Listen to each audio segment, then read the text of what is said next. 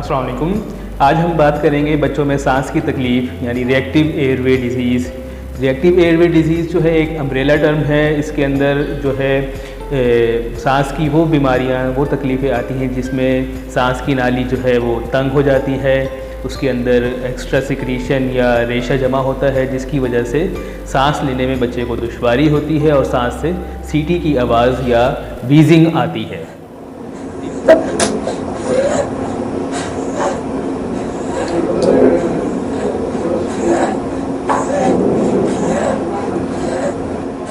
Reactive airway disease उस वक्त कहा जाता है जब बच्चा इतना छोटा हो कि उसके अंदर दमे की या अस्थमा की तशख़ीस ना की जा सकती हो, और उसके बावजूद अगर बच्चे में बार बार रिकरेंट चेस्ट इन्फेक्शन या वीज़ आ रही है, सांस लेने में दुश्वारी हो रही है, सांस की रफ्तार बढ़ रही है, तो फिर हम उसको रिएक्टिव एयरवे डिज़ीज़ कहते हैं, जिसकी वजूहात में से सबसे कॉमन जो है वो एलर्जन होना है, यानी किसी एलर्जन, हवा में एलर्जन, पोलन या ज़रात ऐसे जिनकी वजह से बच्चे को सांस की एलर्जी हो जाए और सांस लेने में दुश्वारी हो और सीटी की आवाज़ सांस में आए, तो उस वक्त हम जो है रिएक्टिव एयरवे डिज़ीज़ की टर्म इस्तेमाल करते हैं। इसमें अलामात ये होती हैं कि बच्चे को सांस में दुश्वारी, सांस में सीटी की आवाज़ आना, खांसी होना, बुखार होना, इसके साथ साथ नीलापन हो सकता है, दिल की रफ्तार बढ़ सकती है, रेशा आना खांसी के साथ साथ, और शॉर्टनेस ऑफ ब्रेथ यानी कि सांस में तकलीफ़ होना।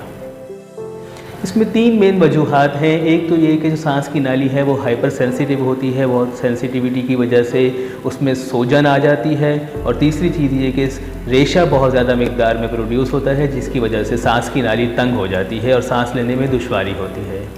इसमें जो तीन चीज़ें काबिल गौर हैं वो है एपिसोडिक, इन्फ्लेमेशन और रिवर्सिबिलिटी।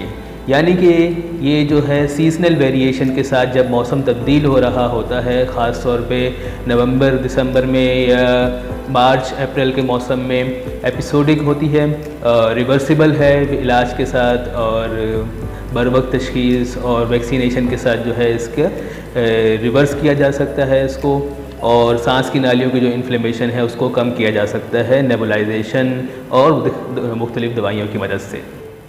जो इसकी वजूहात हैं उसमें सबसे पहले तो ये कि सीजनल वेरिएशन, मौसम का तब्दील होना, ठंड का होना, और दूसरी चीज़ ये कि एलर्जन, हवा में पोलन्स हो गए, या घर में पेट्स हैं, तोते, बिल्ली, उनके पर वगैरह या फर्ज वगैरह, उससे जो है एलर्जी हो सकती है। तीसरी चीज़ ये कि इन्फेक्शन का होना, सांस की नाली का इन्फेक्शन वगैरह जब होता है तो उससे भी जो है ये सांस की तकलीफ़ और रिएक्टिव एयरवे डिज़ीज़ हो सकती है। अच्छा, इसकी तशख़ीस के लिए डिफरेंट किस्म के टेस्ट हैं। एक तो हम CBC करके सिंपल वाइट ब्लड सेल के टाइप्स और उसके काउंट्स को चेक कर सकते हैं। इसके अलावा जो है स्किन प्रिक टेस्ट है, मतलब स्किन के ज़रिए एलर्जन को आइडेंटिफाई किया जा सकता है, और ब्लड के टेस्ट भी हैं, रास्ट एलर्जन टेस्ट है, उसके ज़रिए भी इसकी तशख़ीस की जा सकती है।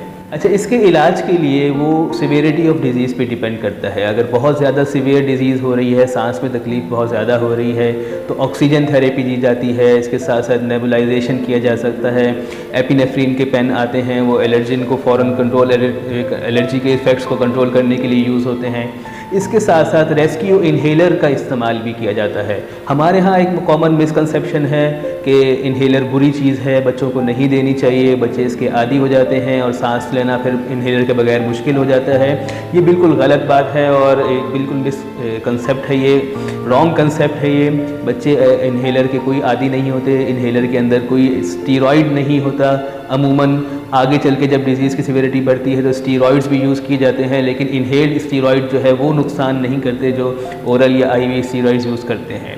बहरहाल जो रेस्क्यू इन्हेलर है उसके अंदर स्टीरॉइड्स भी नहीं होते और बिल्कुल सेफ़ टू यूज़ हैं, और कोई बच्चा उसका आदी नहीं होता।